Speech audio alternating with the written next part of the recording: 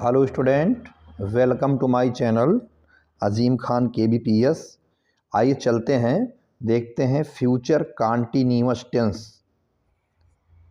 Future continuous tense इसकी पहचान है, माने हिंदी वाक्य के अंत में रहा होगा, रहे होंगे, रही होगी शब्द आता है, जिसमें हेल्पिंग वर्ब सहायक क्रिया विल बी या शैल बी का प्रयोग करते हैं। यानी चाहे विल बी लिखेंगे या शैल बी लिखेंगे, और मुख्य क्रिया यानी मेन वर्ब की फर्स्ट फॉर्म में ING जोड़ दिया जाएगा। और ध्यान देना होगा, यदि कर्ता सब्जेक्ट आई और वी है तो इसके साथ शैल बी का प्रयोग होगा, और अन्य सभी कर्ता जितने भी होंगे सभी के साथ जो है विल बी का प्रयोग होगा। इस तरह इसे देखते हुए हम अफर्मेटिव सेंटेंसेज यानी साधारण वाक्य को सॉल्व करते हैं। साधारण वाक्य, असाधारण वाक्य दिया हुआ जो भी होगा, जैसे यहाँ पे लिखा गया वह नदी में स्नान कर रही होगी, यह जो है साधारण वाक्य है, अफर्मेटिव सेंटेंस। तो इसको सॉल्व करने के लिए इस ट्रिक को देखते हैं। सबसे पहले सब्जेक्ट को लिखेंगे, कर्ता को लिखेंगे, इस वाक्य में जो भी कर्ता होगा, यानी जैसे यहाँ वह सब्जेक्ट है, इसे सबसे पहले लिखेंगे सब्जेक्ट, फिर विल बी या शैल बी में से कोई एक लिखेंगे। हम जानते हैं कि अगर सब्जेक्ट हमारा IV होगा तो शैल बी लिखेंगे, अन्यथा विल बी। उसके बाद मुख्य क्रिया की फर्स्ट फॉर्म में ING जोड़ दिया जाएगा, फिर ऑब्जेक्ट यानी कर्म लिखेंगे, फिर अन्य शब्द जो भी होंगे अदर वर्ड लिख देंगे।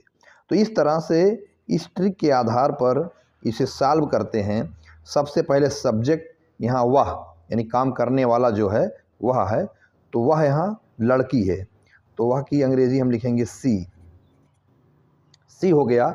उसके बाद विल बी या शैल बी यानी अन्य करता है, IV नहीं है तो हम विल बी लगाएंगे, तो सी विल बी। अब उसके बाद हमारा मेन वर्ब मुख्य क्रिया की फर्स्ट फॉर्म में ING लगाएंगे। तो मुख्य क्रिया की फर्स्ट फॉर्म क्या है? स्नान करना। स्नान करना का पहला फॉर्म, पहली जो है अवस्था बाथ है, तो बाथ लिख देते हैं, इसमें ING जोड़ देंगे, बाथिंग। बाथिंग के बाद फिर ऑब्जेक्ट अदर वर्ड, तो नदी में, ये जो हमारा ऑब्जेक्ट कर्म है, तो इन द रिवर। इस तरह से हमारा अफर्मेटिव वाक्य सॉल्व हुआ। अब इसके बाद देख लेते हैं निगेटिव सेंटेंस यानी नकारात्मक वाक्य। जब वाक्य में इनकार किया गया हो, नहीं शब्द आया हो, तो हम समझ जाएंगे कि वाक्य नकारात्मक है। तो नहीं की अंग्रेजी नॉट का प्रयोग किस तरह से किया जाता है देख लेते हैं। सबसे पहले सब्जेक्ट लिखेंगे, फिर विल या शैल लिखेंगे। विल बी शैल बी एक साथ नहीं लिखेंगे, विल और शैल बी यानी विल शैल या बी के बीच में नॉट आ जाएगा, यानी विल नॉट बी या शैल नॉट बी लिख दिया जाएगा, यह ध्यान देना होगा। उसके बाद मुख्य क्रिया की फर्स्ट फॉर्म में ING, ऑब्जेक्ट यानी कर्म, उसके बाद अदर वर्ड अन्य शब्द।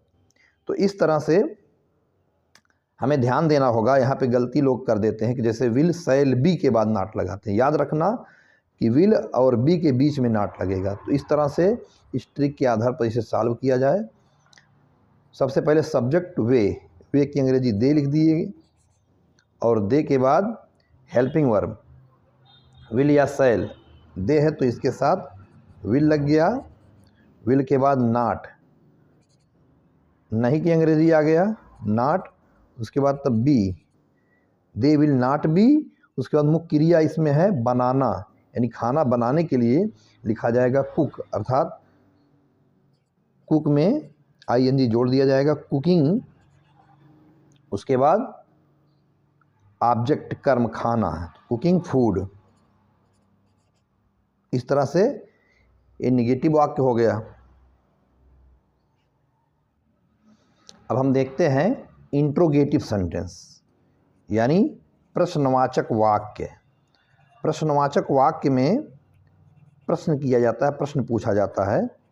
अब ये प्रश्न दो तरीके से होता है। एक तो जब हिंदी वाक्य शुरू में क्या आएगा तो हम वहाँ क्या कि अंग्रेजी व्हाट नहीं लिखते हैं, जो कि हम पढ़ते चले आए हैं। शुरुआत हेल्पिंग वर्ब से करेंगे। और अगर बीच में क्या क्यों आता, जिसे WH टाइप कहते हैं, यानी ये WH टाइप वर्ड्स, तो उसमें सबसे पहले WH टाइप वर्ड्स को लिख देंगे और इस वाले में सबसे पहले हेल्पिंग वर्ब लिख देंगे। तो इस तरह वाक्य जो दिया गया, क्या वह कठिन परिश्रम कर रहा होगा, अब क्या शुरू में आया है, तो इसको इस ट्रिक के माध्यम से सॉल्व करेंगे। तो क्या कि अंग्रेजी व्हाट ना लिख करके विल या शैल लिख देंगे। तो यहाँ वह सब्जेक्ट है ही, तो इसके साथ हम विल लिखेंगे, विल या शैल में से विल हो गया। फिर सब्जेक्ट लिखेंगे वह, ही, फिर बी लिख देंगे, क्योंकि विल भी और शैल भी अलग हो जाता है इसमें भी। तो बी हो गया। और उसके बाद मुख्य क्रिया की फर्स्ट फॉर्म में ING। तो मुख्य क्रिया इसमें क्या है, परिश्रम करना। तो परिश्रम करना जो है इसका होगा, यानी करना का अंग्रेजी हो जाए वर्क। तो वर्क में ING जोड़ दिया गया, वर्किंग। और कठिन परिश्रम तो वर्किंग हार्ड। तो will he be working hard. तो इस प्रकार से वाक्य क्वेश्चन मार्क लास्ट में लगा दिया जाएगा। तो आइए देखते हैं, क्या वह कठिन परिश्रम कर रहा होगा। तो सहायक क्रिया विल लग गया, सब्जेक्ट ही हो गया, उसके बाद बी लगा दिया गया, फिर परिश्रम करना वर्किंग और कठिन हार्ड। तो will he be working hard. इस तरह से हेल्पिंग वर्ब की शुरुआत से ये वाक्य सॉल्व किया गया।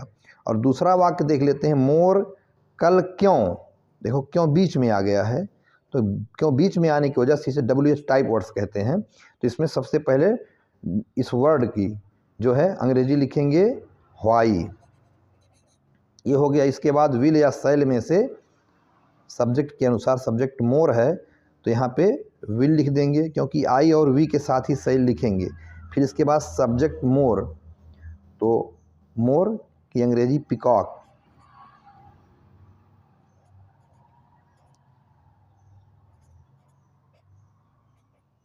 पिकॉक्स। मोर कल क्यों नाच नहीं रहे होंगे, तो यहाँ पे कई मोर से बात कही गई है। तो व्हाई विल पिकॉक्स, अब यहाँ पे सब्जेक्ट के बाद बी लगा हुआ है लेकिन यहाँ नहीं आया है, तो यहाँ पे सब्जेक्ट के बाद यहाँ पे नॉट लिख दिया जाएगा, यहाँ पे नॉट लिख दिया जाएगा। तो why will peacocks not,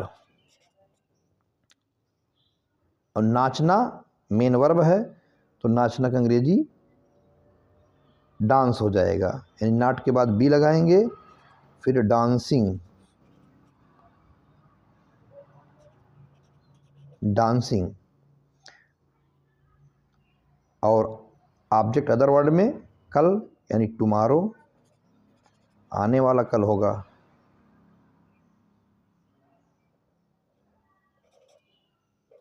question mark.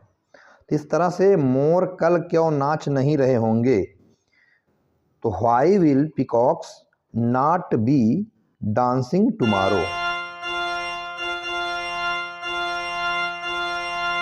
उम्मीद करते हैं आपको इंट्रोगेटिव वाक्य के बारे में जानकारी मिल चुकी है।